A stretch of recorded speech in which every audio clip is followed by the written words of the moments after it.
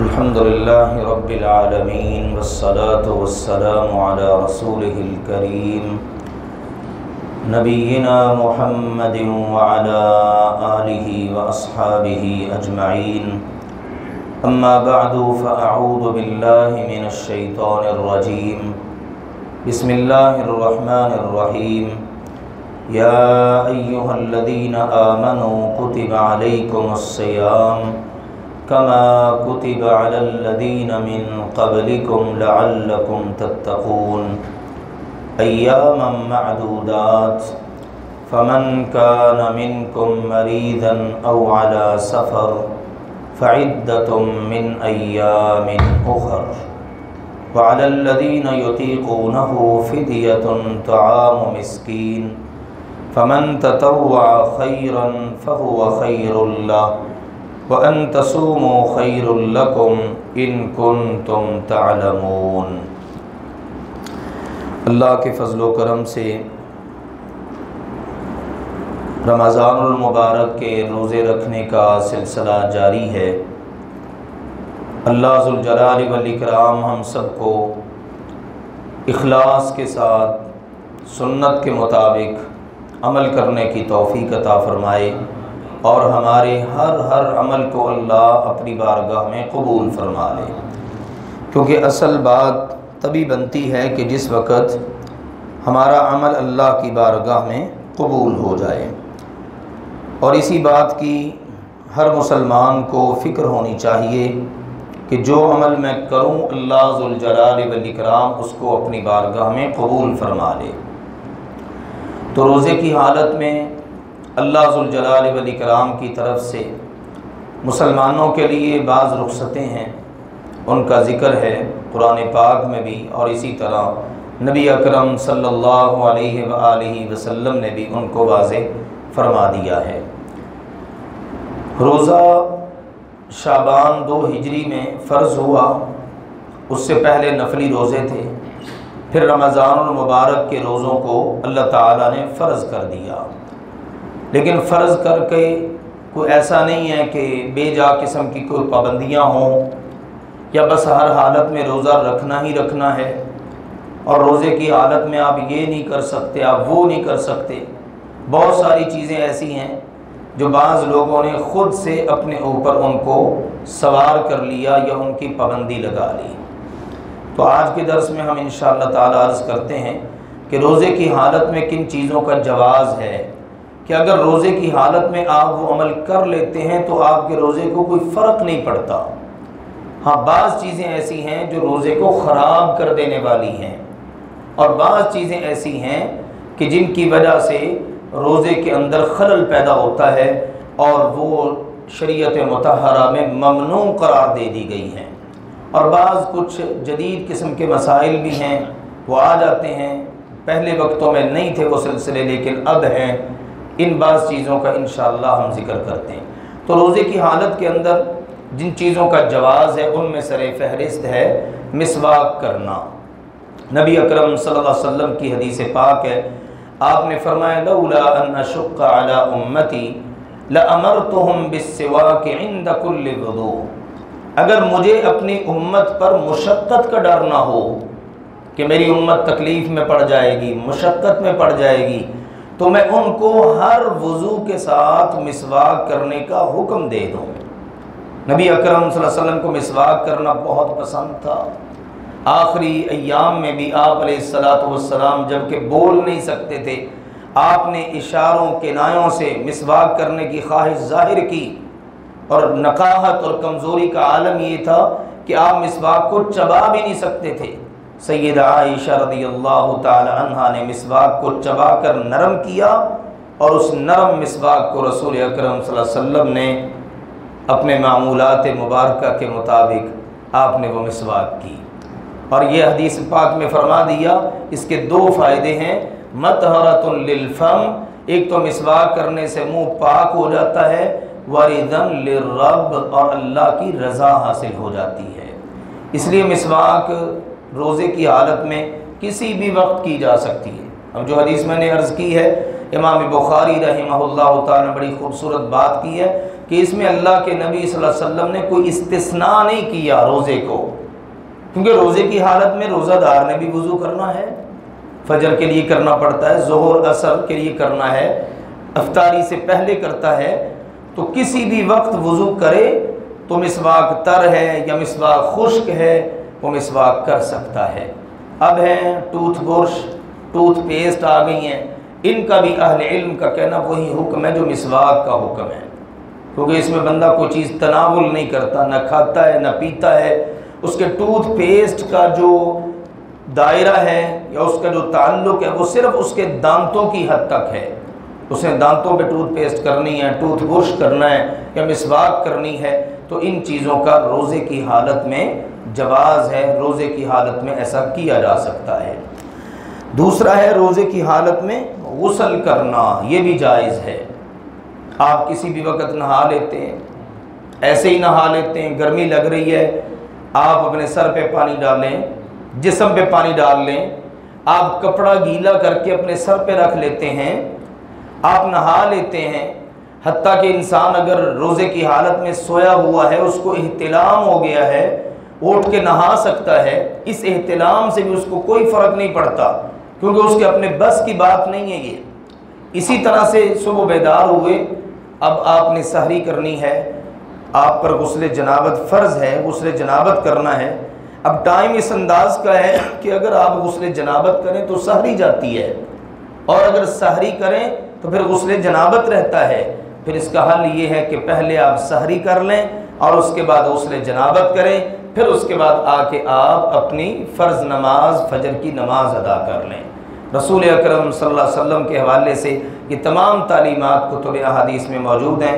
ہماری مائیں ازواج مطہرات رضوان اللہ علیہن اجمعین بتاتی ہیں کہ بعض اوقات اللہ کے نبی صلی اللہ علیہ وسلم رمضان کی راتوں میں اپنی ازواج مطہرات سے جماع کے نتیجے میں احتلام کی جنابت کی حالت میں ہوتے تھے، تو آپ علیہ الصلوۃ والسلام اگر وقت ہوتا تو پہلے غسل کر لیتے، اگر نہ ہوتا تو سحری کرنے کے بعد غسل کر لیتے، اس سے کسی قسم کا کوئی فرق نہیں پڑتا۔ تو روزے کی حالت میں غسل کیا جا سکتا ہے، نہایا جا سکتا ہے۔ اس کے بعد اگلی بات ہے، روزے کی حالت میں بھول کر کھا لیتے ہیں، پی لیتے ہیں، یاد ہی نہیں رہا کہ میرا روزہ ہے، کسی سے کوئی چیز طلب کر لی، اس کو بھی نہیں یاد رہا، خود کو بھی نہیں یاد رہا۔ تو اب یہ نہیں ہے کہ اگر کسی کو بھول کر کھاتے پیتے دیکھ لیا تو فوراً سے فتویٰ جڑ دیا جائے۔ ایک جگہ اسی بات پہ لڑائی ہو گئی کہ تیرا روزہ ہے اور تو اتنا پانی پی رہا ہے، اور پھر اس نے کہا مجھے یاد ہی نہیں۔ اب اس نے کہہ بھی دیا کہ مجھے یاد نہیں ہے، پھر بھی لڑ رہے ہیں، فتوے لگا رہے ہیں، جبکہ اللہ کے رسول صلی اللہ علیہ وآلہ وسلم نے فرمایا اذا نسی فاکل وشرب، جب تم نے روزہ رکھا ہو اور روزہ دار بھول جائے اور بھول کر کھا لے، بھول کر پی لے، تو فرمایا فلیتم صومہ، وہ اپنے روزے کو پورا کر لے، فانما اطعمہ اللہ وسقا، کیونکہ اس کو کھلایا بھی اللہ نے ہے اور پلایا بھی اللہ نے ہے۔ اس کا تو بس کوئی نہیں نا، اس کے تو وہم و گمان میں بھی نہیں تھا کہ میرا روزہ ہے، بھول گیا ہے، تو بھول کر کھا پی لینے سے روزے کو کوئی فرق نہیں پڑتا۔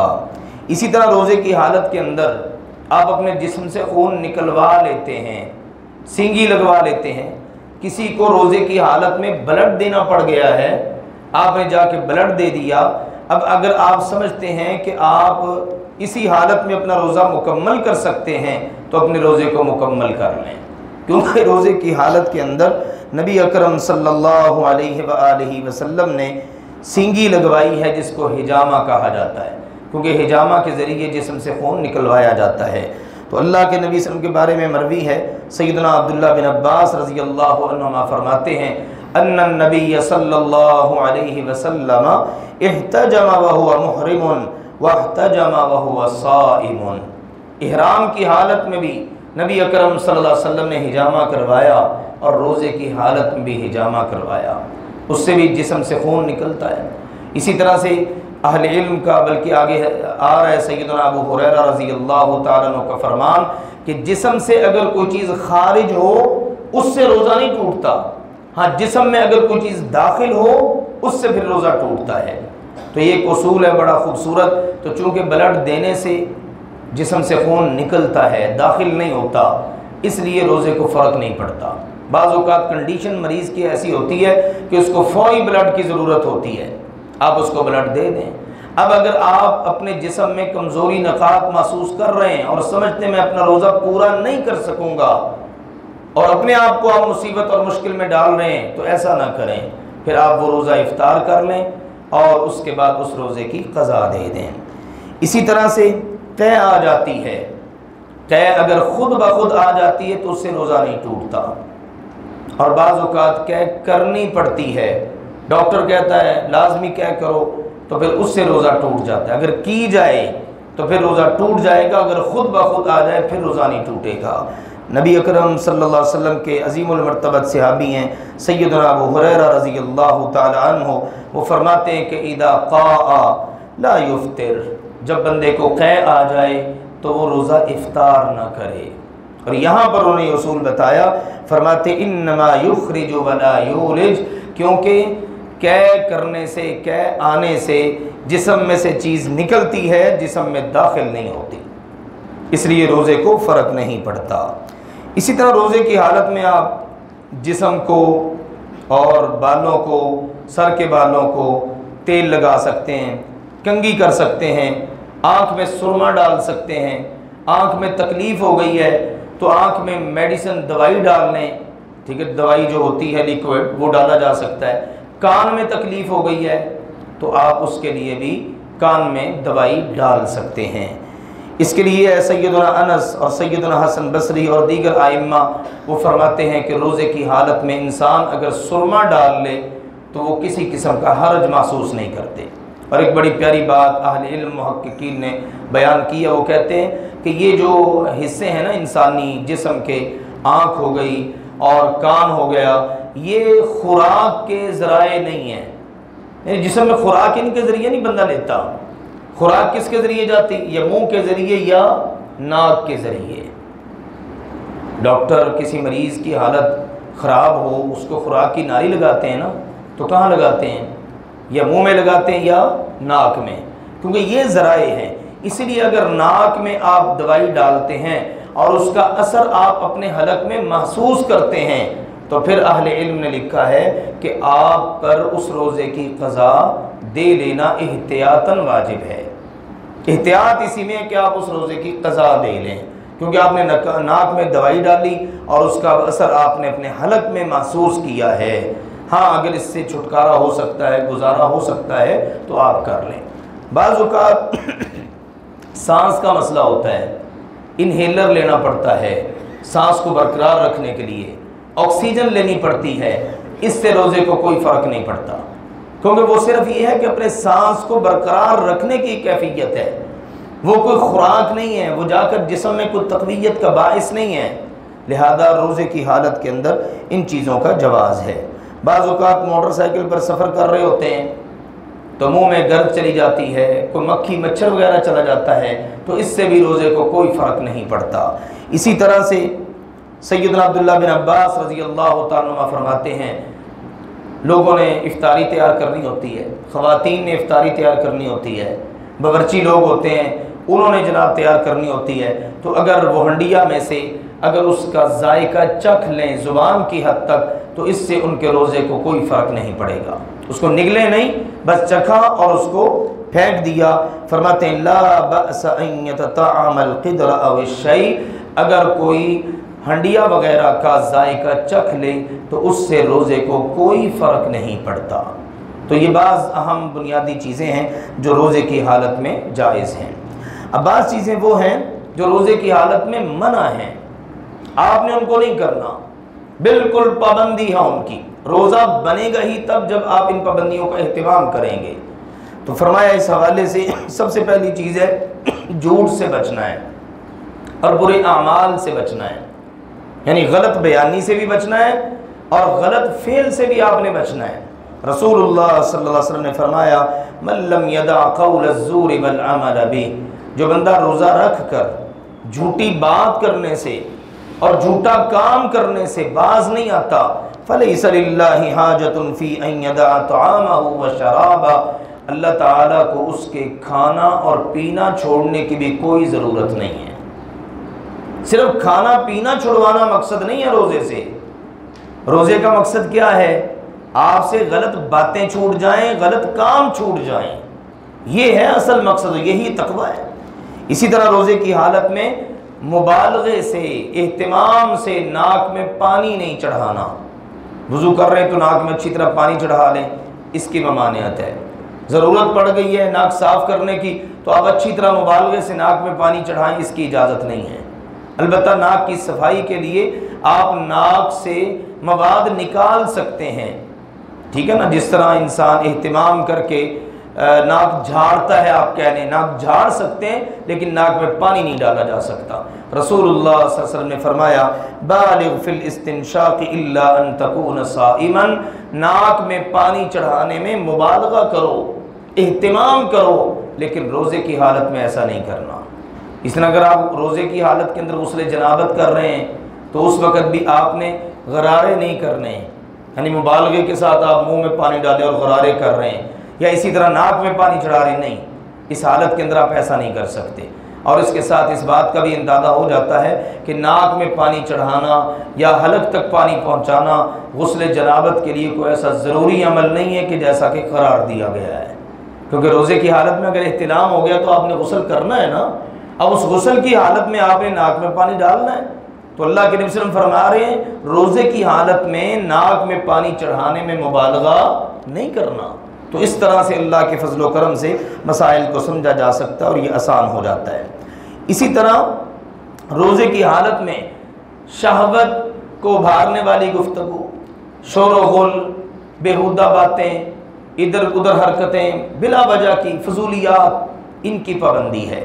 رسول اللہ صلی اللہ علیہ وسلم نے فرمایا اذا کان یوم صوم احدکم، جس دن تم میں سے کسی کا روزہ ہو، فلا یرفث ولا یسخب، اب اس نے کوئی بےہودگی نہیں کرنی، شہوت کو بھارنے والی کوئی گفتگو نہیں کرنی، اپنی بیوی سے کوئی ایسی گفتگو نہیں کرنی، آپس میں دوست یار بیٹھے ہیں اور عجیب قسم کی روزے کی حالت میں گفتگویں کر رہے ہیں، نازیبا کلمات، نازیبا گفتگو، اللہ کے نبی سے سب پر پابندی لگا دی، بالکل سیریس ہو کر رہے ہیں، بے فائدہ حرکتیں، فضول قسم کی باتیں، فضولیات، ایسے ہی زبان کو جناب آلودہ کر رہے ہیں، یا اسی طرح سے اپنے جذبات سے کھیل رہے ہیں، جذبات کو برانگیختہ کیا جا رہا ہے۔ فرمایا ایسا کوئی عمل نہیں کرنا، بلکہ یہاں تک فرمایا فَإِن سَابَّهُ أَحَدٌ أَوْ قَاتَلَ، اگر بائی دی وے کسی وقت لڑائی ہو جائے، کوئی مسئلہ بن جائے، کوئی کسی کو گالی دے دے، اب روزہ دار گالی کا جواب بھی نہ دے، لڑائی کا جواب بھی نہ دے، بس وہ یہ سمجھے کہ جو لڑائی کر رہا ہے، گالیاں دے رہا ہے نا، اسی بیچارہ جہالت کا مظاہرہ کر رہا ہے، آگے سے اس کو کہہ دے بھائی ان امرؤ صائم، بھائی میرا تو روزہ ہے، میں روزے کی حالت میں نہ گالی دوں گا، نہ گالی کا جواب دوں گا، نہ لڑائی کروں گا، نہ اپنے دفاع کے اندر تیرے ساتھ کوئی زیادتی کروں گا۔ تو یہ رسول اللہ صلی اللہ علیہ وسلم کے اس حوالے سے تعلیم ہے۔ اسی طرح سے روزے کی حالت میں بعض چیزیں ایسی ہیں جن سے روزہ خراب ہو جاتا ہے۔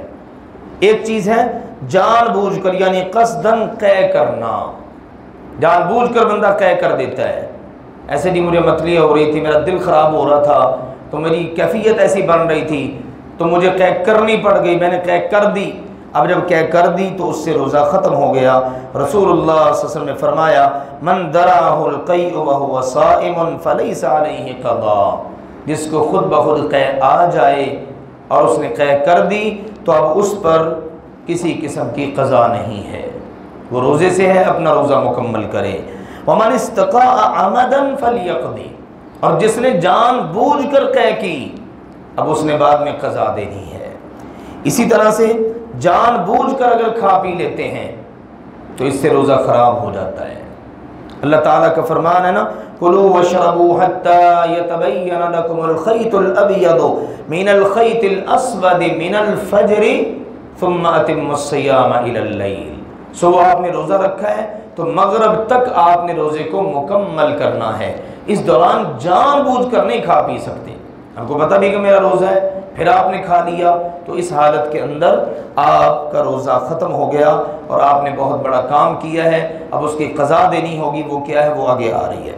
اسی طرح سے روزے کی حالت کے اندر میاں بیوی آپس میں مل نہیں سکتے، جمع نہیں کر سکتے، اگر کر لیا تو اس سے بھی روزہ خراب۔ اب ان تمام حالتوں کے اندر جان بوجھ کر کھا پی لیا، روزہ توڑ دیا ہے، تو پھر اس کے بعد اس کی قضا دینی ہے جان بوجھ کر۔ یہ بات بڑی اہمیت کی حامل ہے، پتہ ہی نہیں چلا، بائی دی وے ہو گیا، بھول گیا، پھر ہم نے پیچھے سن لیا ہے کہ ایسے بندے پر کوئی قضا نہیں۔ لیکن جس نے جان بوجھ کر روزہ توڑ دیا، تو پھر سنیے نبی اکرم صلی اللہ علیہ وسلم کے پاس سیدنا ابو ہریرہ رضی اللہ تعالیٰ بیان کرتے ہیں کہ ہم اللہ کے نبی صلی اللہ علیہ وسلم کی خدمت میں حاضر تھے، ایک شخص حاضر ہوا اور بڑا پریشان، تو کہنے لگا جی میں تو ہلاک، تو مارا گیا، میں تو تباہ ہو گیا، میں تو ہلاک ہو گیا۔ بھئی کیا ہوا؟ جی روزے کی حالت میں میں اپنی بیوی سے جمع کر بیٹھا ہوں۔ آپ علیہ السلام نے اس سے چند ایک باتیں پوچھیں۔ آپ نے پوچھا کیا تمہارے پاس کوئی غلام ہے جسے تم آزاد کر سکو؟ کہا جی نہیں۔ ارشاد فرمایا نبی اکرم صلی اللہ علیہ وسلم نے کیا تم لگاتار 2 ماہ کے روزے رکھ سکتے ہو؟ پے در پے 2 ماہ کے روزے، درمیان میں سے ایک بھی نہ چھوٹے، چھوٹا تو پھر سے گنتی شروع۔ کہا جی یہ بھی نہیں کر سکتا۔ ارشاد فرمایا کیا تم 60 مسکینوں کو کھانا کھلانے کی طاقت رکھتے ہو؟ کہا جی اس کی بھی طاقت نہیں ہے۔ وہ وہیں بیٹھ گیا۔ تھوڑا وقت گزرا تو نبی اکرم صلی اللہ علیہ وسلم کے پاس ایک تھیلا کھجوروں کا لایا گیا، ٹکرا۔ تو آپ علیہ السلام نے پوچھا این السائل، ہاں بھئی وہ سوال جو کر رہا تھا دینی حوالے سے وہ کدھر ہے؟ کہا جی میں حاضر ہوں۔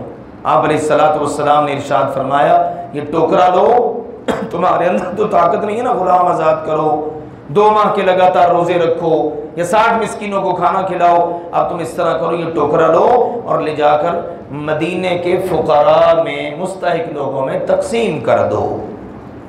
وہ آگے سے کہتا ہے جی پورے مدینے کا آپ سروے کروا لیں، مجھ سے بڑا فقیر اور غریب آپ کو ملے گا ہی کوئی نہیں، جتنا بڑا فقیر میں ہوں نا اتنا بڑا کوئی بھی نہیں ملے گا۔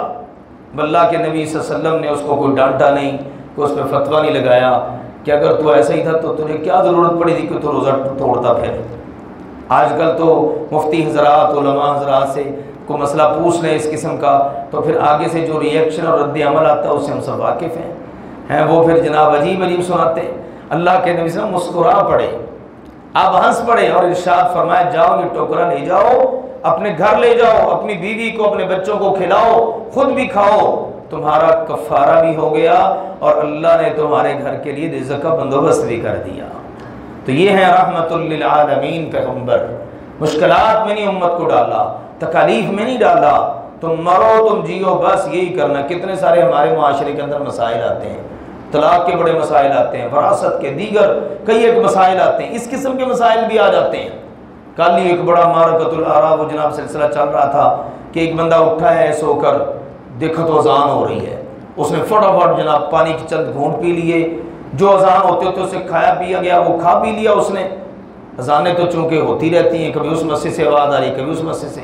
اب مولوی صاحب سے جا کے مسجد میں مسئلہ پوچھا تو مولوی صاحب نے کہا تیرا تو روزہ ہی نہیں ہے، تیرا روزہ کوئی نہیں ہے۔ اب وہ جناب پریشان ہے کہ میرا کیا بنے گا۔ اب وہ دلائل اور ان چیزوں کو بھول جاتے ہیں، فراموش کر دیتے ہیں، یا پھر مسائل اس طرح سے بتائے نہیں جاتے۔ بھی اگر کوئی بندہ مجبور ہے اٹھا ہے، پہلی بات تو یہ ہے جو ہمارے ہاں کیلنڈر چلتے ہیں نا، ان پر کوئی ایگزیکٹ ٹائم نہیں ہوتا، یہ گمان پر مشتمل ہے، ظن اور تخمین پر کہ لو بھی یہ طلوع آفتاب کا وقت ہے، یہ طلوع فجر کا وقت ہے، یہ اشراق کا وقت ہے، یہ زوال کا وقت ہے، یہ ایک اندازہ ہوتا ہے۔ کیونکہ اب بھی تحقیقات کی گئی، جتنے بھی کیلنڈرز ہیں نا ان میں بھی بڑا فرق ہوتا ہے۔ وہ فلاں اس کا چھپا ہوا ہے، اس میں جناب 2-3 منٹ کا فرق ہے، اس کا چھپا اس کا 2-3 منٹ آگے ہے، فلاں کا 2-3 منٹ پیچھے ہے۔ اب کس پر بندہ اعتبار کرے؟ تو اس لیے امت کو گنجائش ملنی چاہیے، اور حدیث میں بھی آتا ہے یسروا ولا تعسروا، آسانیاں کرو مشکلات میں نہ ڈالو۔ اس طرح سے اگر کوئی بندہ بیدار ہوا اور اذان ہوتے ہوتے اس نے کھا پی لیا تو وہ حدیث بھی مد نظر رکھنی چاہیے کہ اگر کوئی بندہ کھا پی رہا ہے، روزہ رکھ رہا ہے اور ادھر سے اذان شروع ہو گئی ہے تو فرمایا فوراً چھوڑ نہ دے، فوراً برتن رکھ نہ دے، اپنی ضرورت کو پورا کر لے۔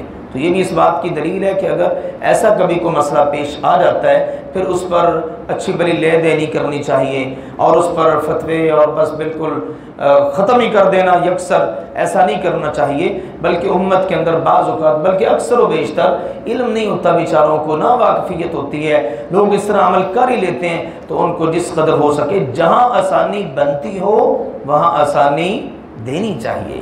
اب دیکھو نا یہاں پر کتنا بڑا مسئلہ ہے، اللہ کے نبی صلی اللہ علیہ وسلم نے اس کو نہیں کہا کہ تو نے روزے رکھنے ہی رکھنے ہیں، جیسے مرضی کر، چل تو غلام نہیں نا آزاد کر، یہ کر، چل تو 60 مسکینوں کو لازمی کھانا کھلا، ایسا بھی نہیں۔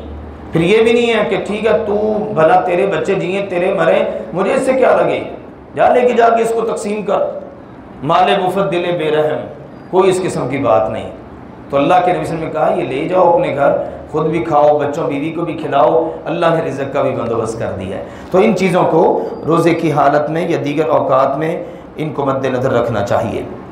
خواتین سے متعلق بعض اوقات مسائل پیش آ جاتے ہیں، مینسز کا مسئلہ ہے، ناپاکی ہو گئی ہے، یا اسی طرح سے نفاس کا، اللہ تعالیٰ نے روزوں کے اندر بچہ بیچے کی نعمت عطا کی ہے تو اس کے ساتھ ہی ان کا روزہ ختم ہو جائے گا، جو روزے رہ جائیں گے وہ بعد میں رکھیں گے۔ بعض اوقات روزے کی حالت میں ہی کیفیت شروع ہو جاتی ہے تو روزہ ختم، اس کے بعد جتنے بھی روزے ہوں گے ان سب کی قضا بعد میں دینی، جتنے روزے چھوٹے ہیں وہ سارے بعد میں رکھنے۔ جان بوجھ کر جو روزہ توڑا گیا اس کا یہ کفارہ ہے جو اس سے پہلے میں نے عرض کیا ہے۔ قضا یہ ہوتی ہے جو روزہ آپ کا چھوٹا ہے، جتنے روزے چھوٹے ہیں ان سب کے بعد میں آپ نے اسی حساب سے آپ نے ان کی قضا دے دینی ہے، اتنے روزے آپ نے بعد میں رکھ لینے ہیں۔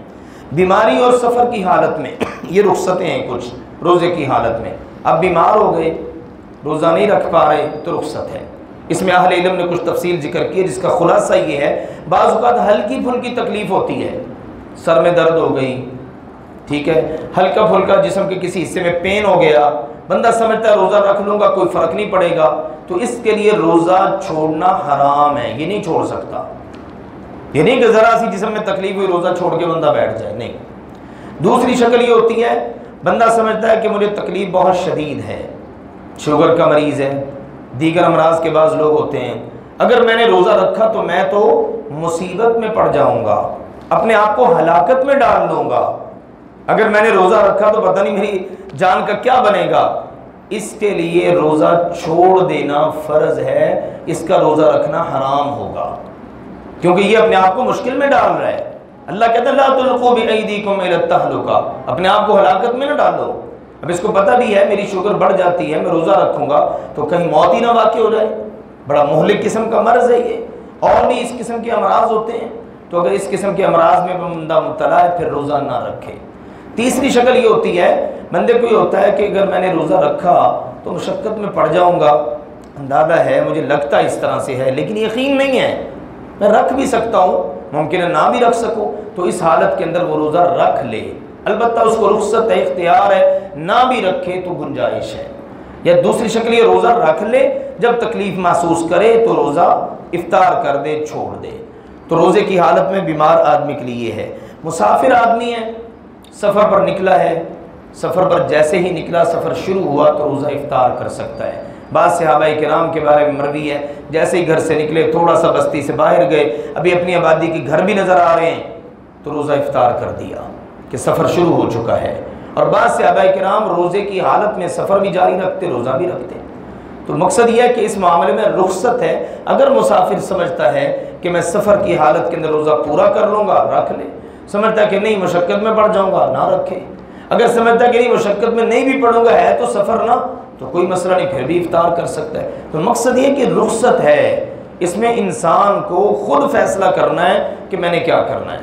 بیماری کی حالت میں، سفر کی حالت میں روزہ نہ رکھنے کی رخصت ہے۔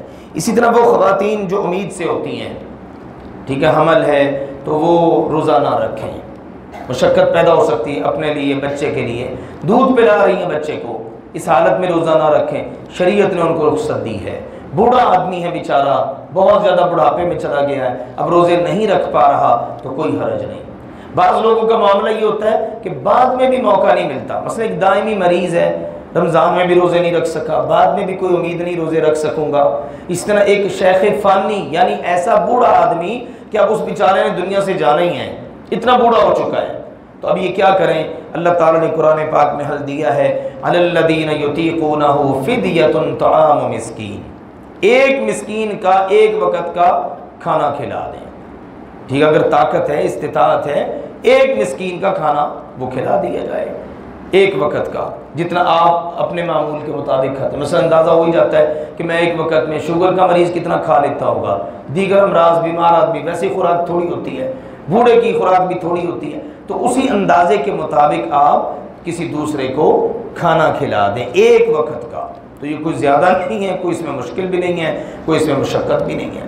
ہاں اگر بعد میں اللہ تعالیٰ کبھی طاقت دے دے، استطاعت دے دے روزے رکھنے کی، تو اللہ نے کہا یہ بہتر ہے، پھر بندہ روزے بھی رکھ لے. اور آخری بات یہ ہے کہ اگر مثال کے طور پر کوئی بندہ دنیا سے چلا گیا، اس پر روزے تھے، اس کی زندگی میں روزے آئے، تو نبی اکرم صلی اللہ علیہ وسلم نے یہ تعلیم ارشاد فرمائی ہے کہ اس کے وارث کو چاہیے کہ وہ روزہ رکھے. وارث کو چاہیے، جس نے وراثت لینی ہے نا، اسے صرف وراثت نہیں لینی، اس کے حوالے سے باقی ذمہ داریوں کو بھی ادا کرے. اگر اس کے اوپر اللہ کا قرض تھا اس کو ادا کرے، اگر اس کے اوپر حج فرض تھا تو اس کی طرف سے حج کرے، اگر اس کے روزے رہتے روزے رکھے. تو یہ ساری کی ساری ذمہ داریاں اس وارث نے ادا کرنی ہیں. اس کے ساتھ ساتھ میرے عزیزوں چند ایک اہم باتوں کو بھی ہمیں مد نظر رکھنا چاہیے. اہل علم نے یہ بڑی اہم بات ذکر کی ہے، جو بندہ نماز کا تارک ہے، نماز چھوڑے ہوئے، جان بوجھ کر نماز پڑھتا ہی نہیں ہے، تو اس کے روزے کا حکم بھی یہ بڑا حساس نوعیت کا معاملہ ہے. اس کے روزے کا پھر اللہ کے ہاں کوئی اعتبار نہیں ہوتا، کیونکہ اسلام کے ارکان کی ترتیب ہے کلمہ شہادت، اور اس کے بعد دوسرے نمبر کا اہم ترین رکن کون سا ہے؟ نماز. اس نے درمیان والے رکن کو مس کر دیا ہے اور اگلے رکن پر پہنچ گیا ہے. لوگ زکوٰۃ کا بڑا اہتمام کرتے ہیں، لوگ حج کا بڑا اہتمام کرتے ہیں، نماز کی توجہ ہی نہیں ہے. دیکھیے واضح ہے، جو بندہ نماز نہیں پڑھتا وہ کفر والا کام کرتا ہے. ایک طرف وہ کفر والا کام کر رہا ہے اور دوسری طرف وہ اسلام والا کام کر رہا ہے. اس لیے ایسے شخص کا بڑا معاملہ حساس نوعیت کا ہے. اہل علم نے واضح طور پر اس کو ذکر کر دیا ہے کہ بے نماز کے روزے کا اللہ کے ہاں اعتبار نہیں ہوتا. اب اس کا یہ بھی مطلب نہیں کہ چلو اچھا روزے کا اعتبار نہیں تو ہم روزہ رکھتے ہی نہیں ہیں. ہماری قوم عموماً جاتی منفی طرف ہی ہے نا. اچھا تو یہ نہیں کرنا کہ چلو اچھا اتنا حساس معاملہ ہے، لو جی میں آج کے بعد 5 وقت کی نماز ادا کروں گا. یہ بھی تو کر سکتا ہے نا بندہ، لیکن ہماری قوم الٹ چلتی ہے. اچھا نماز نہیں ہم پڑھتے تو روزے کا بھی کوئی اعتبار نہیں، چلو ٹھیک ہے پھر روزہ بھی نہیں رکھتے. تو ایسا نہیں کرنا چاہیے، بلکہ کرنا کیا چاہیے؟ 5 وقت کی بندہ نماز کی پابندی کرے اور اپنے اعمال کی فکر کرے. اللہ ذوالجلال والاکرام ہمیں سنت کے مطابق عمل کرنے کی توفیق عطا فرمائے. اللہ سبحانہ و تعالی ہمارے اعمال کو اپنی بارگاہ میں قبول فرما لے. سبحان ربک رب العزت عما یصفون وسلام علی المرسلین والحمد للہ رب العالمین.